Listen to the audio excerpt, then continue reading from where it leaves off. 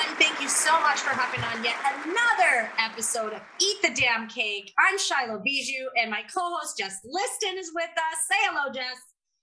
Hey, everybody. Oh my gosh, I'm excited. And today we have an amazing guest. Lindsay Combs is with us. And of course, Chris, our amazing editor, is always in the background, ready to hop on whenever he has. So let's get started. Oh my gosh, Jess, it's been a week and I feel the energy still from last week on our episode. We had a killer episode. We got a lot of great feedback, and you have invited a guest on tonight who I also know and I'm excited to chat with. So I'm going to give you the honors and go ahead and introduce the amazing Lindsay. Yes. Oh my gosh. My cheeks have been hurting all day because I've been looking forward to this conversation. So I'm so excited to have everybody get to know Lindsay and really hear her story, because in my opinion, she epitomizes our tagline of Eat the Damn Cake. This is a woman whose life could have been over if she would have decided to just crumble under her circumstances. She went from inmate to influencer. What do you say, Lindsay? From prison to purpose, right? And inmate yes. And so I cannot wait. Oh my gosh, I have goosebumps already. I cannot wait for you to hear her story, because she could have decided that her life was over, but she decided to totally reclaim her identity and do something massive for the world. I got a chance to chat her up when we were in Mexico in November. And not only is she doing amazing things for her nonprofit, which is Walk It Out, but she is also helping so many people reclaim who they are. And so, Lindsay, will you take us from the beginning? Where did all of this come from with your nonprofit and Walk It Out? Yeah, absolutely. First of all, thank you so much for having me. I haven't done it, and I was sick. I thought I had COVID again. So I haven't told my story, I think, in about a week, and that's the longest stretch it's been. So I'm like super stoked to be here. So thank you, by the way. I love you guys. Excited. But yeah, my story basically started, I grew up in Pennsylvania, is where I'm from originally, but hated it my whole life. And I don't like to say I hate anything. I loathe being cold in the snow, in the freezing weather. Like, I love seeing your pictures, Jess. It's so pretty, but I would never want to live there again. So I did everything I could to like move further and further away. Like, I moved to North Carolina, to Raleigh, then Virginia Beach. And then I went to San Diego for a vacation for Thanksgiving in 2013. And I was like, hold the phone. Okay, I gotta live here. Like, I'm never gonna stay, but I've got to like do this for a little bit, right? So I literally like packed up. I had been a bartender for the same company since 2003. And I was like, I'm out. And they're like, no, you're not. And I'm like, I'm out. Like, I'm out of here. And I really did. I like high heeled it to the West Coast and told my buddy who I had gone to visit out there, I was like, when's your lease up? He said, April. I said, perfect. Find us a new spot because I'm your new roommate. And he's like, are you dead serious? Dead serious. So that's where it started. San Diego was a completely different story for me. Like, actually, network marketing was like, I've never heard of that in my life. Like, bartending, serving was totally different. And online dating, Tinder. So that's really where this started. I met someone on Tinder. And we didn't end up dating, but he had shared with me like how he had this dream. He worked in sales for T-Mobile, so he said. I don't even know if that's even true. But to open a restaurant in Mexico, a soul food restaurant. And I was like, dude, that would be a gold mine. Like a gold mine, because anything that's not Mexican, I mean, even where we were, Jess, like, the resort doesn't have all Mexican food. They have all different types because you don't want to eat the same exact food every single day that you're there usually. I mean, I maybe ate tacos every single day that I was there, but you know what I'm saying? Like, if we're walking down the beach and there's fried chicken and macaroni and cheese and coleslaw after we've been drinking all day, you're going to say no to that? Probably not. Not a lot of people, right? Well, I'll stop you, because every time I'm in Mexico, I notice that not only myself, I'm eating more American food than I'm eating Mexican food. I mean, let's just be real. It's weird. It's weird how it happens. And like San Diego is, I mean, where I live in downtown San Diego, it's only like 15 minutes to the border. So, and then when you go down there and you see like the Asian restaurants and the Italian restaurants, there's lines down the street sometimes for like Hardee's, like what? But it's because it's so different, you know, I don't know. And half the people that go there, are us tourists. So I don't know why it is, but it is all about the guacamole. Okay. Oh, yeah. And the Here in Montana, I do not get good guac. And so when I go down south, it has to be about that. And I am obsessed with shrimp ceviche now. I will say that. I like ceviche anyways. Do you like ceviche? Like, do you like real ceviche, like fish? I don't do the octopus, but I'll pretty much try anything else. I remember one time I was like, so what is this? And they were like octopus. And I was like, okay. It's just a texture. It tastes like chicken. Everything tastes like chicken. And I've had turtle and stuff like that. I don't know. I've just always been too chicken shit to try it, but. All good. Okay. So you met this dude on Tinder and all of a sudden it shifted. Did you jump into network marketing then, or where were you? Because I know there's a lot of network marketing in San Diego even. I mean, I have a lot of friends in San Diego that are all network marketers, and I'm laughing. I'm like, what does everyone in San Diego do network marketing? So, it's just interesting. It's interesting. So I don't think, because that was right after I moved there. That was right in the summer of 2014. I moved there in May 2014. So that was that summer. So no, I don't think I started dabbling in that until like maybe into 2015. But I met this guy. We met up for lunch. He was shorter than me. And I specifically said on my Tinder, if you're not at least 6 foot, swipe left. You swipe right. So when I saw him, I knew I wasn't going to date him. So that was it. It was lunch, y'all. And nice to meet you, but I ain't going to date you. We can be friends. We can be cool. I'm almost 6 foot tall. I'm not going to date somebody who's 5'7". I'm sorry. So I didn't hear from him for years, a couple of years. I'm going about my business. Yeah, I was bartending. I got a job downtown bartending in the gas lamp, but I was kind of being introduced to network marketing, only lost money because nobody taught me anything. Like I didn't know what the heck I was doing. Create this list and reach out to these people. And I was like, no, that sounds weird. But, I just kind of got like the concept of it. But then a couple of years later, I get a Facebook message and I recognize the person. And I was like, oh, what's this cat doing? And he says, I have a business opportunity for you. You want to meet up for dinner? And I was like, did you open the restaurant? And he was like, meet me for dinner. Well, he didn't open it, but he wanted my help. He wanted someone who had, I've been in the restaurant industry since before I was born. Like my grandparents owned a restaurant. My mom worked. That's where she met my real father. Like she waited on him at the diner when she was still in high school, waiting tables before going to high school. You know what I'm saying? Like, so I was always in the restaurant industry, always. And he's like, I'm a chef, but I don't know anything about it. You want to help me out on your days off? I knew that he had a place down there, a small apartment around the beach somewhere, and his place in Chula Vista. So I always had known that. And I was like, why not? Why would I not go down there on my days off? I love Mexico. I love the beach. We can have some fun days too. I'm still not going to date you. And he knew that, but we just had this like friend connection, right? Like who knows what opportunity, that's funny I say that now, but could come out of this, because I'm always open to opportunities. Like maybe this will create a job. Does he want a bar? Maybe my friends in San Diego could work there. Like who knows, right? Right. You're a yes person. That's exactly what absolutely. Always have been. I love it. So what happened? Well, and I started going down there. I want to say Wednesdays and Thursdays were usually my days off. Whether I went both, whether I didn't, I don't know. It just differed. Sometimes I didn't go at all, whatever. And we're looking at properties. We're looking at buildings. Like, did he want an actual restaurant? Did you want like a burrito stand place where you just come up and you order and here's your tray? Like there were so many options. I was learning recipes, all this crap, meeting investors. Well, in November 29th, 2016, a couple months after starting to go down there, I'm on my way home and these people had completely different plans for Lindsay. Apparently the whole time, I think. I really don't know because I never had my questions answered ever.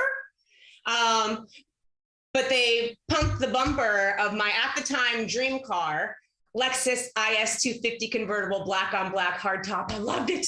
I bought it right before I moved to San Diego. That was like, it was the only nice thing I had for myself because I didn't do that.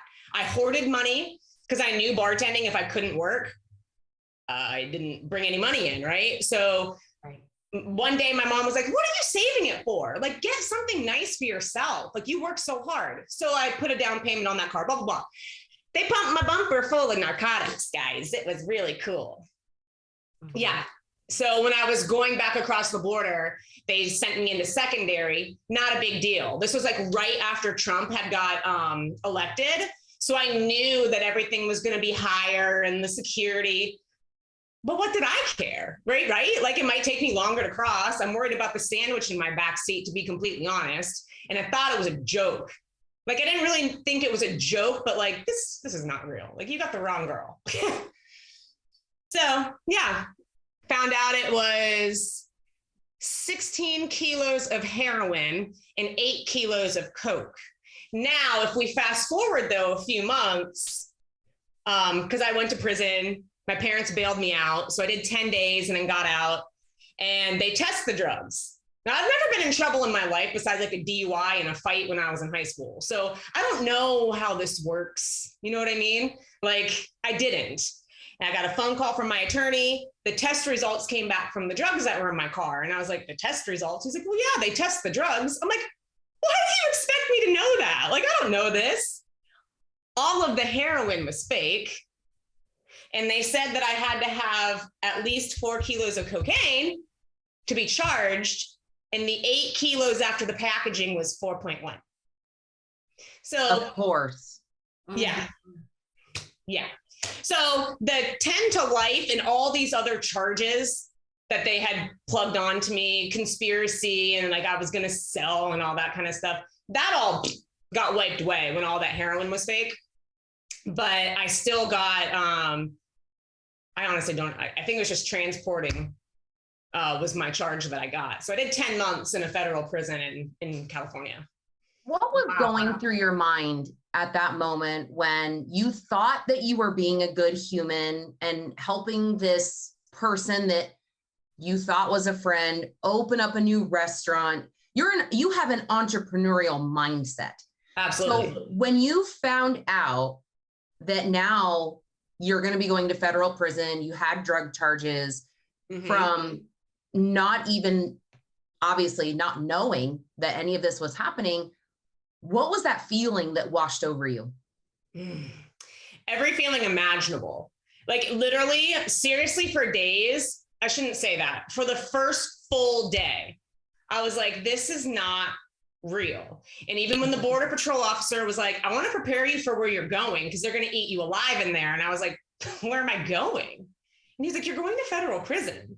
Because he had told me, he's like, I believe you. Because I was like, I know I don't have to talk to you guys. But if I talk to you now, or what I say to you in days when I get my attorney, it's going to be the same thing. I have nothing to hide from you, right? And he was like, I do this for a living. I know that you're not lying. So they never actually told me what I was being arrested for. Like, they just told me I transported narcotics. Okay, well, what is it? And honestly, my first thing I said to them, what, like cocaine? I had never done drugs. I still haven't. I had never, besides alcohol, weed as a kid, and cigarettes. I was like, I live in a state where marijuana is legal, and I haven't smoked it since I was 19 years old. Like I don't even like, I was just lost. But when I went to that arraignment hearing, and when he told me all of my charges and what I was facing and what my bail was, it was confusion, because now it's like, did I lose these drugs for these people? Are they going to kill me? Are they going to come after me? Are they going to come after my family? Which almost all of my family and friends were like, bye. They were gone, like poof. And at first, like, it's hard to explain, because at first I didn't think like that. At first I was like, are they serious? They seriously think that I did this? Like, some people thought I was dealing drugs. Some people, like, whatever people thought, because you just see the charge. You know, if you Google me or whatever you put in, you just see the charge. It doesn't tell you what happened. So it was like disbelief to being mad as heck to, I mean, I just cried. I didn't want to tell my mom. I thought it was something like when I got my DUI, like, oh, I'll pay for my attorney. I'll go to court, take care of it. And no one will ever know. No, no. You know what I'm saying? Like, I couldn't have afforded my bail. My parents put up their house. You know what I'm saying? Like, Yeah. It was wild. And honestly, until I found out that those drugs were fake, which wasn't until March of 17. So go from November 29th, I got out December 8th, till March, I was literally petrified for mine and my family's life. Like, didn't want to post it. I mean, my stuff is all over the place. You know what I mean? I'm an open book. Especially now. So I was like trying to hide pictures that I tag my family and things. Like it was unbelievable. And then after that, I'm like, so what was the point? What was the point of putting like, Yeah. you know, So, it's just so. when you were going through all these emotions and coming to terms with your reality at the time, you know, you went to prison. I think you said you did a total of 10 months. Let's transition to, how did you pick yourself up from the gravity of the realization to the fact that you were going to prison to, let's get to the heart of the message, because I'm just like so excited for the movement and what you did there. I want to add to this too. Okay, so how fast was it that for friends and family skedaddled? That's a question. That day, yeah. That day. So it's so interesting. My family went through something not exactly the same, but definitely I can relate. I'll just say it that way because I don't want to talk about it. It had nothing to do with me, but it was very scary. And we went through a few years of it being very scary. Again, so, you know, when people look at you and all of a sudden you're like, I couldn't imagine sitting there, not only knowing that you're going to prison, you lost everybody. And like, let's go back to what Jess just asked you. What the hell? Where were you? Like, what were you thinking when you were going, and you knew you were going? So it's crazy because I've never really been huge in faith, right? So I grew up a Methodist Christian. I would go to church once in a while to make my mom happy, but it was weird because even as a kid, I wouldn't listen. No matter what they were saying, it made me want to cry. And I didn't know why. And I still don't really know why, but throughout this whole thing, I'm like, there has to be a reason. And now I had a sister that passed away. She never woke up from her sleep in 2014. So my mom was like, "That you can't say that. There's got to be a reason. Why would you say that? You know, I have a daughter buried underground, and now I'm going to have one going to prison for the rest of her life. Like, how can you say that?" And I was like, "Mom," and then the drugs ended up fake. There has to be a reason. My attorney was pro bono. I didn't pay for him. He found me in that courtroom that day, and he wanted my case. Wow. I didn't pay a dime. Has to be a reason, right? Like, so many things added up. And when I because I got sentenced to a prison camp, it was like a women's work camp. I didn't even know that, by the way. I'm preparing myself to be behind bars, and I get there and they're like, "Oh, this person's going to show you around." And I was like, "Right. You're messing with the new girl. Like, I'm going to wait for the handcuffs." But I said, like, that first night there, I was on a top bunk, and I had never slept on a top bunk in my life, let alone with a cement ground underneath me and like nothing to like there's not railings. Like, I was petrified. I didn't sleep. And plus it was my first night in prison. Like, I said, I laid there and I was like, "All right, God," I'm like, "You got me here. Now do what you need me to do, or use me for whatever you need to use me for. Just give me a sign. And I remember saying to my mentor, Danelle Delgado, I was like, what even made me say that? I don't know. I literally don't, I have no idea. And then months later was when I started piecing together what we started doing, that I was I got you, bro. I got you. I don't really have an answer because I don't know the answer to it. Does that make sense? Mm-hmm. Kind of, divine. God comes in at the times in your life when, number one, you least expect it. And our tragedies, and I know Jess can talk on this too. Our tragedies end up being our greatest purpose. You've said that. And I was told by a fabulous woman, Marina Worry, had said something to me last year. And she said, make your pain your purpose. Because I had been coming out and I had been doing really well, but I was like, I don't know how to talk. I don't know how to articulate, because I had quit drinking. I had going through a separation/divorce. I was like, my whole life's changing. I'm sober and I feel great. Everything's going great. And everyone sees me like I'm doing great, but I'm coming out of this still. And so you go through this pain. And at the time you're like, what is this? What is this? Yeah. And all of a sudden, I know you can relate. And Jess, I know you can relate. All of a sudden it's clear. And you don't know it. You just go through the motions. And it's like, God, every day something else keeps happening. Like I would, and I want to ask you this too. I would pray and he would answer me within minutes. And it was like a sign, or somebody would call me, or, I'd be like, oh, thank God, he was walking with me every step of the way. And it's amazing at the parts, I look back at it now and I thank God for last year. Last year. Oh yeah. Was so amazing and so hard. So, I don't know how you two feel about that, but I felt it more than I ever felt in my life. It was right there. Mm-hmm. Yeah. And I love that we all have experience in different realms with this, because this intuition that we have, this digital download, as I like to call it, is really only possible when someone stays open to it, and I feel like, Shylo, in your situation, you were just open to whatever was going to come because you had been broke down to such a point where you were open. And then Lindsay, I hate to say you didn't have a choice, because I believe everybody always has a choice no matter what the situation is. But in that very first day, you're like, okay, I'm listening. What are you going to do with me? You have me here. And what happened next? How did the next 10 months unfold to ultimately become your greatest purpose? Yeah.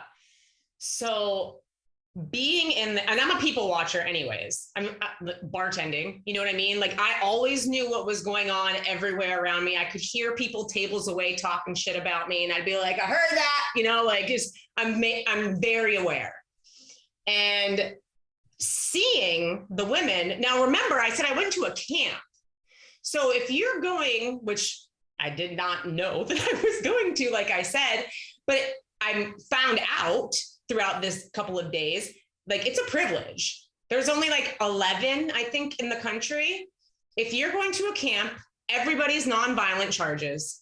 Everybody is so lower time, obviously. We're not a huge threat. We're still a threat. We're felons, but it's drug charges, white collar, that kind of stuff. So everybody, my point is, everybody's going home. Every single person in there, unless you screw up and get sent away, because if you get sent away from a camp, you're not going to come back. And they're going to add on time. But we're going home. And these women were I've never seen eating. And now it took me 1.5 years to get sentenced. I gained, oh my God, I got almost up to 200 pounds. I ate and I drank everything in sight because I did not know how. I wasn't doing personal development. And even if someone threw it at me, I wouldn't have given two damns because I was going away. Like, what did I care? You know, like that was my mentality because I was so petrified. So I saw this with all of these women. You like, when you go to prison, you don't have anything. So unless I get money on my books, unless you have people taking care of you, there's TVs to watch, but you can't listen to it without headphones. There's telephones and computers for email and phone calls, but you can't have access to it without money. What else? We had a track, but you really can't go out there and walk unless you have money to buy sneakers. Because the little loafers they gave you, I'll tell you what, from seeing all of this and all of the destruction, self-destruction, and these ladies letting everything, every single thing. I mean, you could just see the hurt and the pain and the guilt and the shame everywhere. I had to get out. So I walked this track, and I'm telling you what, I talk about the sneakers because I blew through those piece of shit loafers in about a day and a half walking this dirt track. Okay, like I walked and I walked and I walked. I literally walked unless I had to be inside for count or bed or, you know, whatever it was, meals, whatever. I was out there. And let me tell you something. I was in Victorville, California. It's like midway between like LA or San Diego and Las Vegas. So it's the middle of the desert, but you're at the top of this mountain. Was where the facility was. So it was hotter than Haiti in the summer, but then in the wintertime, good God, it snowed. It got cold as heck. But I was out there all the time. And little by little, and I'm sure that they're just wondering, what's that new chick doing out there? They probably thought I was out there smoking cigs, who knows, doing something bad. But they started coming out, walking with me. There was ladies that are like, this is not your first time doing time. I'm like, why would you ask? Yes, I'm sorry, but it is. And they're like, how do you have this like mindset? Like, how are you so positive? And I don't know. One by one, guys, they just started walking with me. We started making it a thing. I got sneakers.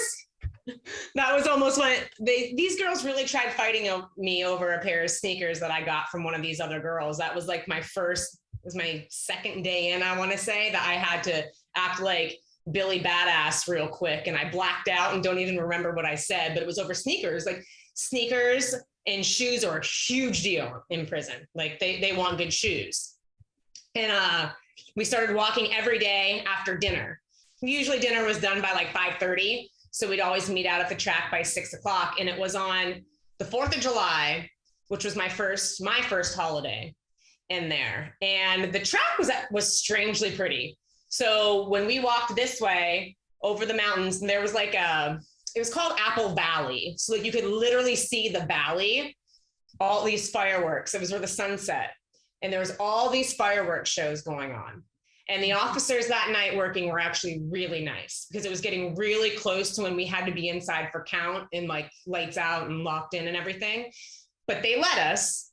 We stood out there and watched all these fireworks, and it was so emotional. Everybody like, I wonder what my kids are doing, or, oh, my kids are here. And we always did this. And it was such like, we all just kind of, you know, like bonded, whether we knew each other or not, or whether these people hated each other. And like, it was just And then we went inside and it was like silent.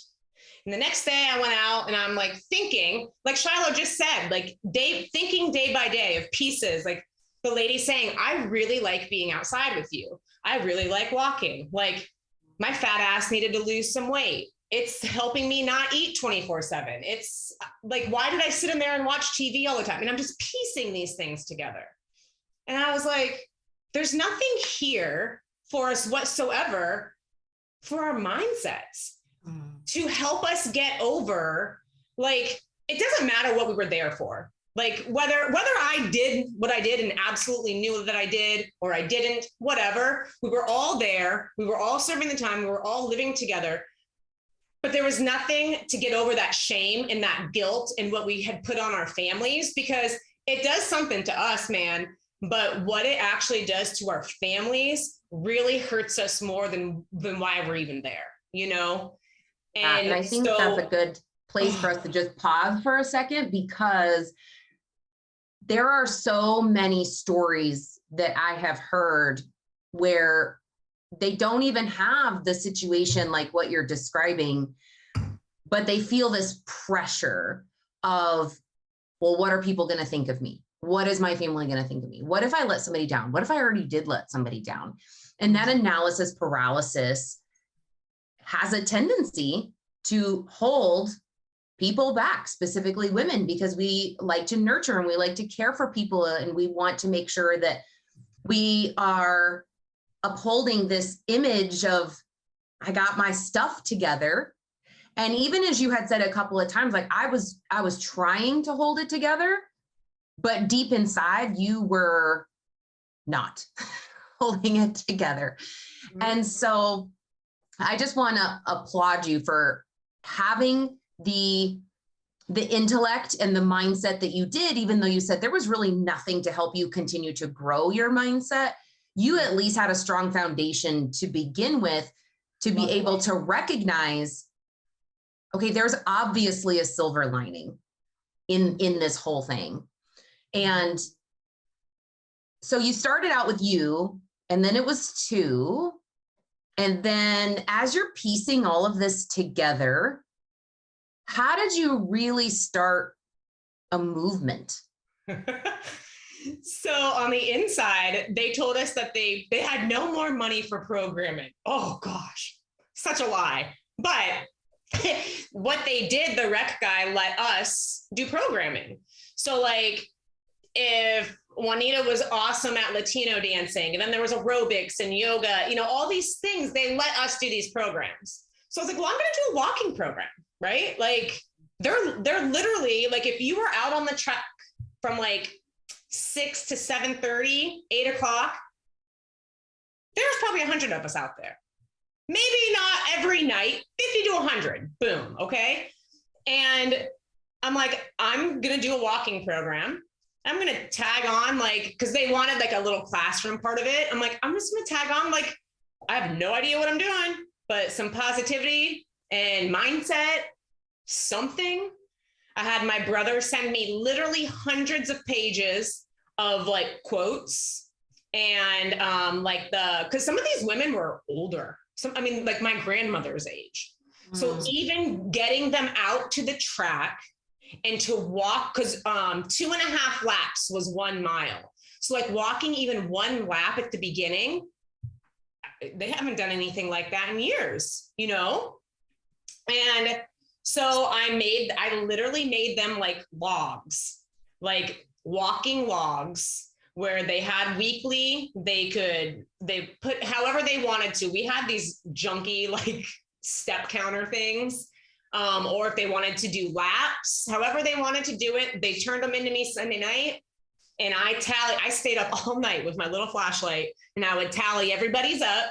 And then I would cut out a quote for each person and put it on their bunks on Monday morning. Now, let me say, normally when you sign up for a class, they'll put like these papers on the wall and yeah, I want to do this, I want to do that. When it comes to the first day of class, maybe 1/3 of those people actually show up for the class. Like, oh, that sounds fun. But then they forget, or they're like, nah, I'm going to do this one or whatever. They're not going to do anything. There's 86 ladies that came to this class. Like there were so many of them that I had to split it up. And I ended up making it. I'm like, well, shoot, there's 2 housing units. It's almost even. Let's just make it a contest against the 2 housing units. And they came every week. They absolutely loved it. And I think doing the quotes, because remember, some of these women never had anybody, you know, to, I mean, I'm not saying I grew up in I didn't have like the best childhood, but my mom was amazing, but she just wasn't like a positive, like she didn't say things like that to me, you know? So I don't even know where this comes from me doing this or even knowing, I don't know. I'm going to stop you because it comes like, if you actually listen to everything that you said, and you just talked about creating programs, you've never done it. You talked about quotes, you never did quotes. You talked about not only did we talk about the divine and you know, higher power, take that was my purpose, because that was there, your purpose. But also, let's also point out entrepreneur, because an entrepreneur doesn't listen. I grew up on paper, I shouldn't be where I am in my life. It doesn't matter. An entrepreneur or somebody with the right mindset, it doesn't matter their environment, because they will always find a way. It's this inner drive inside you. You will always find a way to get what you want, because you're divine inside, your whatever you want to call it, your other person, your higher self is guiding you. Okay. So we have this inner being that guides us. Okay. And so you're talking about this, and it's because it doesn't matter if you've never had it. It's because you're resourceful. You're an entrepreneur. Your inner being is guiding you. I didn't know that at the time. Correct. You don't know it. It's because we go through it, because we naturally we're like, okay, over here, over here, over here. And we find ways. So think about what you said in the beginning. You said, well, I didn't want to live in a cold climate, so I went here, and I ended up moving to San Diego. Not a lot of people would do that. I'm just going to be honest with you. I live in Duluth, Minnesota. It's -14 today. It's actually going to get down to 20s, 40s, -40s. And, you know, although I live here, it's my home. I will have a second and probably third home in the next year to 2 years, because I don't want to be here during the winters anymore. But what I'm pointing out to you is that it doesn't matter the environment, how you grew up, what happened. It's how you move as an individual. And that's what separates the 80% and the 20%. Because when we talk about entrepreneurs, the top half of things, it's the people who move like you. Okay, so you are that person, and you created things out of nothing, because your inner being is guiding you to a higher purpose and power, and also, you know, with the divine. So just think about it that way. I think it's incredible. Okay, so you did all this, your 10 months is up, and now you have a nonprofit. I want to talk about that, because clearly you did something incredible in there. You created a movement, you have a nonprofit. Holy shit, you get out in 10 months. How did you feel? Do you want to know the God honest truth? Say it. I didn't want to leave. I did not want to leave those women. It actually makes me want to cry, like even saying that, because who doesn't want to leave prison? But I was like, who's going to help them if I leave now? Because I literally changed lives. Like over those months, like between weight and mindset, and people's families were literally walking with us at 6 o'clock, like wherever they were. Like my friends' kids would come home from the horse stables. They like did all the horse stuff, but they knew that we were outside between 6 and 8, and they would walk, you know, like shit like that. So that's why I was like, I'm going to continue this on the outs. And they were all like, oh yeah. I'm like, no. I have no idea how, but I'm free. Like I have something here that people freaking need, and that it's not talked about.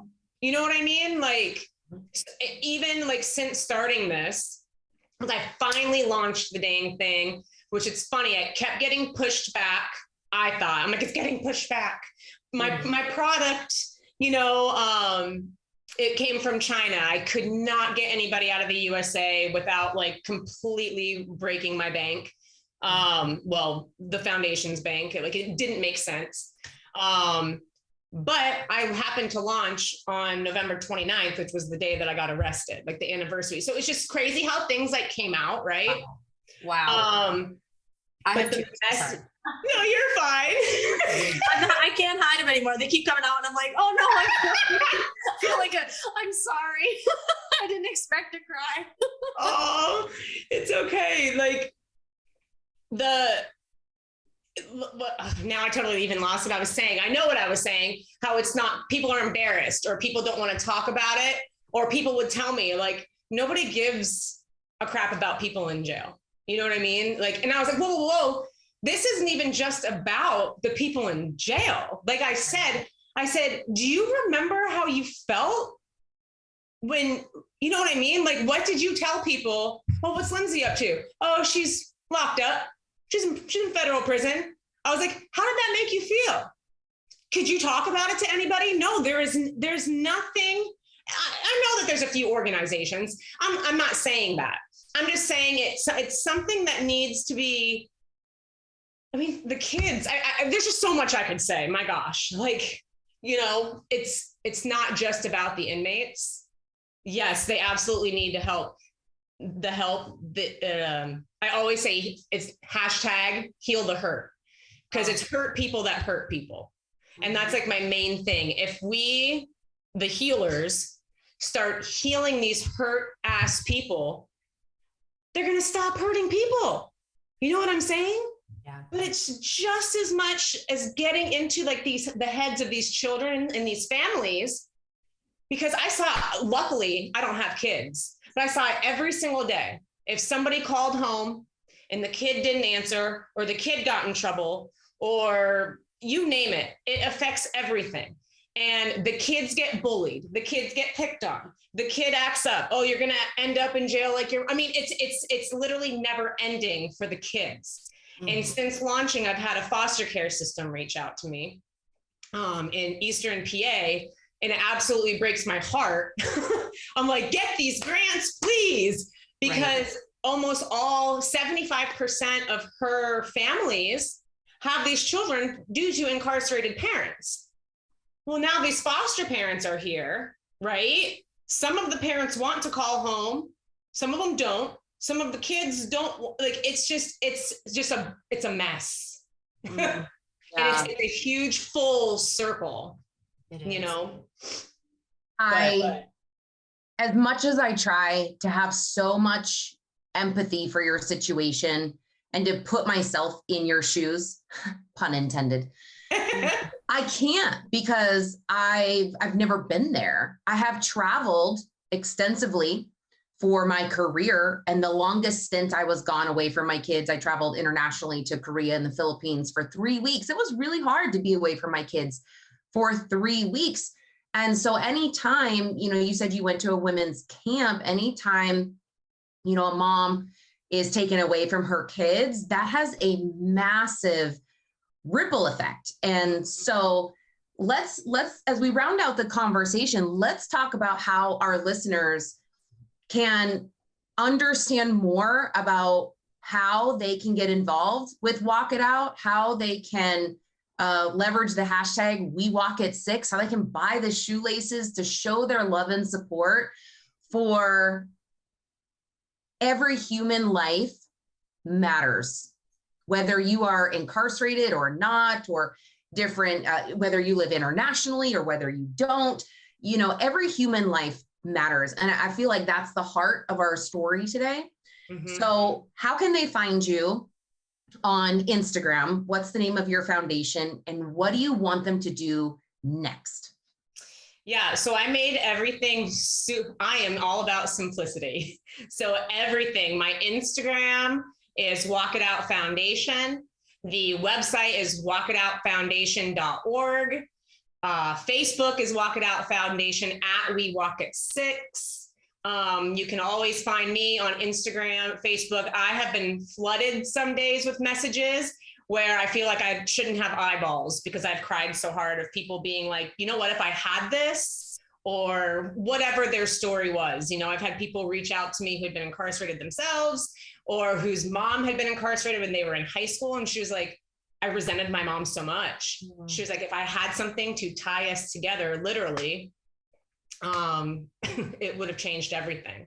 And here's the thing I did want to point out, and it's probably going to make me cry, but I'm sure you guys can relate as well. It doesn't have to necessarily, it absolutely stemmed from my incarceration and me having that happen to me. However, what I have found in like the last year, even 2, with all this crap and all of the different everything's going on, that it's anybody. You know what I'm saying? Like, and what I realized, I was a prisoner to myself my whole entire life before I finally woke up and God was like, I'm going to do something real big to make you finally listen, right? So this can just mean like support in general. Like, I just wanted to say that, because people are like, well, I don't know anybody in prison. I don't know anybody that's been locked up. But do you support life? Do you support human supporting other humans, basically, you know? There's a lot of people, and I don't mean to cut you off, but there's a lot of people who are alone. Yes. And they don't have to go to prison to be alone. And they've been shut out by their families. There's a lot of people in the foster care system. I also, our family dealt in foster care for years and years. I understand the system very well. And you nailed it. These kids are sad, they're hurting, they're resentful, but they want their mom, they want their dad. Nobody should be without their parents, either parent. And so many of these kids also, if they lost their mom, a lot of the times they didn't have a dad. So they lost the only person they had. And so you are so right about this isn't about just people in prison, because there's a lot of people up here that are in prison. You nailed it. You nailed it. And I think that's so important. Amen, sister. Amen. So as we wrap up, we know where to find you. And I want to say this show might be new, but we have so many viewers. And so my wish and my goal tonight for everybody listening, and if you're catching this again, is please just go check out the Instagram, check it out, the nonprofit, and see what you can do. It doesn't always have to be money. I think a lot of people just sharing something. Just share. And to be completely honest, because the laces are on Amazon, even if you type Walk It Out or Walk It Out Foundation on the Amazon search, it's helping boost, it's helping boost if people start typing that, to have that at the very top. It's never going to be at the very top because Walk It Out is bought by somebody. But I was number 2, 4, and 8 for a little bit. I haven't checked it since I've been sick. But even little things like that. Every little thing matters. So as we wrap up, I'm going to say goodbye, and then I'm going to have Jess take it home. This is another great episode of Eat the Damn Cake. And Jess, I'm going to let you say goodbye to our guest. Yes, thank you so much, Lindsay. I cannot tell you how many times I got goosebumps during this conversation. I'm probably going to have to shave my legs again. That's how much. And I'm sweating. I'm over here sweating. That's hilarious.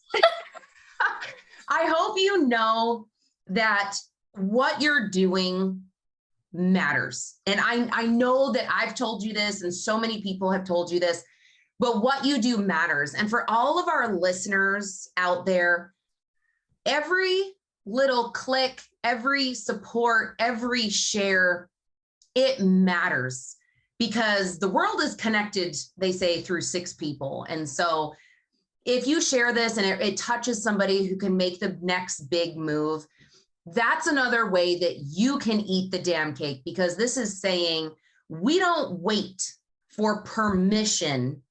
We act and we move. And it's another reason that I named my business Freedom Rising, because what we talked about with people being mental prisoners, that is in more people than how many are willing to say it. So I appreciate you so much. Thank you for being here. I know that you're working on feeling your best. And even though you're not right now, you mean so much to me. Your foundation means so much to me. So thank you so, so much. If you were to go back and tell your pre-incarcerated self one thing, one sentence, what would it be? Stop judging everybody. Boom. And eat the damn cake. And eat the damn cake. Thank you so much, y'all. Thank you, ladies. Glutathione is a big word. It's the body's own master antioxidant. It's a scavenger for free radical, bacteria, and viruses. There are no products in the market with the ingredient NASET. NASET increases the production of glutathione that's in our body already to strengthen and enhance our immune system, elevate sense of well-being, support muscle strength and endurance, cognitive function, and liver support. It helps with increased energy and blood sugar regulation. Get your bottle of GSH Plus from www.salvationnutra.com.